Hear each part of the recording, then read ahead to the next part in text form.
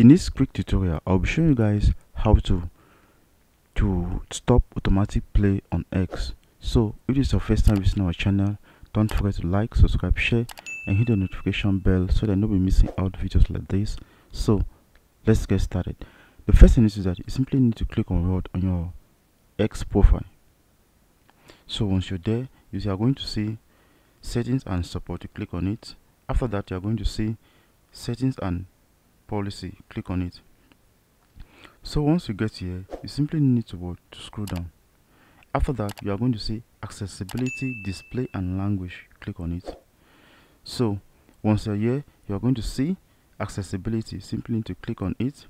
So after that, you are going to see video automatic play. You simply click on it. You are going to see either you can play it with your mobile data and Wi-Fi or Wi-Fi only. So you simply need to leave it on what? Never. So with this, you won't be able to play video automatic. That is, your video will not be playing automatic each time you open your Twitter account, that is your X account. So thank you guys for watching.